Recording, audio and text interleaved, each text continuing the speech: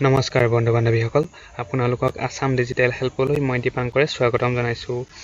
আমি এই চেনেলটোত আপোনালোকক শিক্ষা, বাণিজ্য, টেকন'লজি বিষয়ৰ সকলোবিলাক নতুন নতুন খবৰ আপোনালোকৰ মাজলৈ আগবঢ়াই যাম। সকলোবিলাক খবৰ প্ৰথমে পাবলৈ আছাম ডিজিটেল হেল্প চেনেলটি ছাবস্ক্ৰাইব কৰি দিয়ক আৰু লগতে সকলোবিলাক খবৰ প্ৰথমে পাবলৈ বেল আইকনটি টিপি দিয়ক। বলক আজিৰ বাতৰিটো চাই লওঁ। চলিত বছৰত আকাশত দেখা যাব 10টা পৰিঘটনা। বৃহস্পতি আৰু শনি গ্ৰহৰ নিকট অৱস্থান। 2020 চনত মহাকাশত বিভিন্ন পৰিঘটনা দেখা পোৱাৰ সৌভাগ্য হ'ব বুলি জ্যোতিৰ্বিজ্ঞানীয়ে ঘোষণা কৰিছে। ইয়াৰে কিছুসংখ্যক পৰিঘটনা হয়তো পৰৱৰ্তী 2টা দশক ধৰি দেখা পোৱা নাযাব পাৰে। চলিত বছৰত মহাকাশত ঘটিব লগা 10টা শীৰ্ষস্থানীয় পৰিঘটনাৰ কথা জ্যোতিৰ্বিজ্ঞানে প্ৰকাশ কৰিছে। বলক আমি এই ঘটনাকেইটাৰ বিষয়ে চাই লওঁ, জানি লওঁ। ছুপাৰমুন।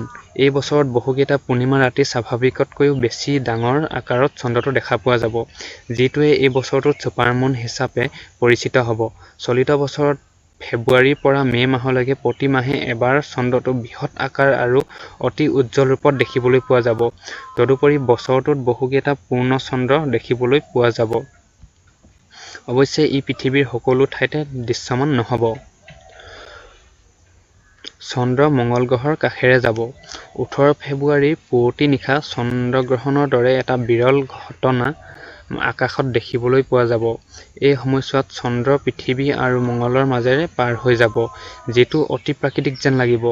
উত্তৰ আমেৰিকাৰ বেছিভাগ অঞ্চলৰ দক্ষিণ-পূব আকাশত সূৰ্যোদয়ৰ আগে মঙ্গলক চন্দ্ৰৰ পিছফালে অদৃশ্য হোৱা দেখা পোৱা যাব। প্ৰায় 2 ঘণ্টাৰো বেছি সময় এই দৃশ্য দেখিবলৈ পোৱা যাব। উল্কাবৃষ্টি। দীৰ্ঘ আৰু শীতকালীন নিশা মহাকাশত পপীয়া তৰা বা উল্কাবোৰৰ মাজত এক বিৰল সংঘৰ্ষ হোৱা দেখা যাব।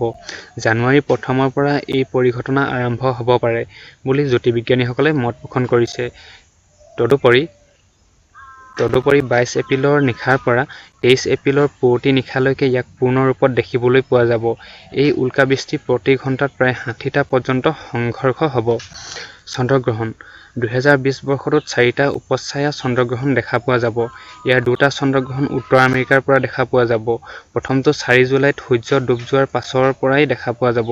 দ্বিতীয়টো 29 নৱেম্বৰৰ নিশাৰ পৰা 30 নৱেম্বৰৰ পুৱতি নিশালৈকে দেখা পোৱা যাব।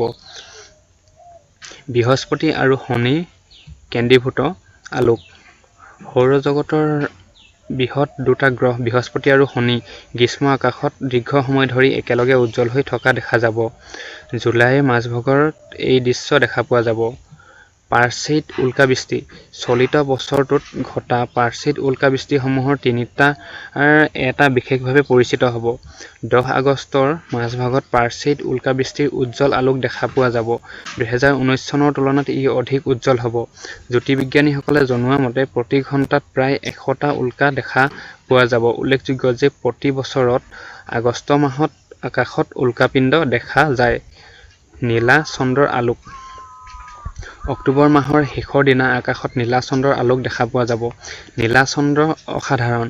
ইয়াক 2-3 বছৰত এবাৰ ইয়াক দেখা পোৱা যায়। কিন্তু হেলোইনত নীলা চন্দ্ৰ দেখা পোৱাটো খুব বিৰল। 31 অক্টোবৰত আকাশত এই নীলা চন্দ্ৰ দেখা পোৱা যাব। ইয়াৰ পাছত নীলা চন্দ্ৰ চাবলৈ 2039 চনলৈ অপেক্ষা কৰিব লাগিব। চন্দ্ৰবিহীন আকাশ। এইবাৰ মিথুন ৰাশিত চন্দ্ৰবিহীন আকাশ দেখা পোৱা যাব। চিলিৰ ষ্টাৰগাজাৰ চহৰৰ পৰা 13 ডিচেম্বৰ নিশাৰ পৰা 14 ডিচেম্বৰ পুৱতি নিশালৈকে আকাশৰ আন্ধাৰ অংশত প্ৰতি ঘণ্টাত প্ৰায় 150টা উল্কাপিণ্ড দেখা পোৱা যাব। এই সময়খিনিত চন্দ্ৰক দেখা পোৱা নাযাব। পূৰ্ণগ্ৰাস সূৰ্যগ্ৰহণ। বছৰত একমাত্ৰ পূৰ্ণগ্ৰাস সূৰ্যগ্ৰহণ মিথুন ৰাশি চক্ৰত কেইবা ঘণ্টা ধৰি 14 ডিচেম্বৰৰ দিনটোৰ ৰাতিলৈ পৰিগণিত কৰিব। গ্ৰহণটো বেছিভাগ অংশ দক্ষিণ আটলাণ্টিক মহাসাগৰ আৰু দক্ষিণ-পূব প্ৰশান্ত মহাসাগৰৰ ওপৰেৰে গতি কৰিব, কিন্তু পুৰাপুৰি পথটো দক্ষিণ আমেৰিকাৰ এক প্ৰান্তজুৰি চলি যাব। 2019 জুলাইত দেখা অঞ্চলসমূহতে এই গ্ৰহণক দেখিবলৈ পোৱা যাব। বৃহস্পতি আৰু শনিৰ উত্তম সংগম। এই বছৰৰ জ্যোতিৰ্বিজ্ঞানৰ চূড়ান্ত পৰিঘটনাটো সকলোতকৈ আকৰ্ষণীয় হ'ব 21 ডিচেম্বৰত। এই দিনটোত বৃহস্পতি আৰু শনিক শীতৰ প্ৰথম সূৰ্যাস্তৰ পাছত অত্যন্ত ঘনিষ্ঠ ৰূপত মুখামুখি হ'ব। দুটা গ্ৰহ আকাশত যেতিয়া একেবাৰে ওচৰা-ওচৰিকৈ অৱস্থান হয়, জ্যোতিৰ্বিজ্ঞানীসকলে তাক সংগম বুলি কয়। শীতৰ প্ৰথম ৰাতিত বৃহস্পতি আৰু শনি গ্ৰহ অবিশ্বাস্যভাৱে নিকটাত্মীয় হৈ পৰিব। কানাডাৰ ৰয়েল এষ্ট্ৰনমিকেল ছ'চাইটিৰ মতে 1623 চনৰ পাছত এইবাৰ দুয়োটা গ্ৰহই আটাইতকৈ ওচৰত অৱস্থান গ্ৰহণ কৰিব। দক্ষিণ-পশ্চিম আকাশত উচ্চ শক্তিযুক্ত টেলিস্কোপৰ জৰিয়তে এই দৃশ্য দেখিবলৈ পাব। 21 ডিচেম্বৰৰ পাছৰ পৰা গ্ৰহ দুটা লাহে লাহে বিচ্ছিন্ন হৈ পৰিব। তেনেহ'লে বন্ধু-বান্ধৱীসকল, চলিত বছৰত আকাশত দেখা যাব 10টা পৰিঘটনা। সঁচাকৈ আমি আকাশৰ এই পৰিঘটনাবিলাক চাবলৈ সদায় উৎসুক হৈ থাকোঁ। আৰু এই বছৰ যেতিয়া আমি 10টা পৰিঘটনা যদি চাবলৈ পাওঁ, তেনেহ'লে আমাৰ সৌভাগ্য বুলি ক'ব লাগিব। তেনেহ'লে বন্ধু-বান্ধৱীসকল, আজিৰ বাতৰিটো এইটোৱেই আছিল।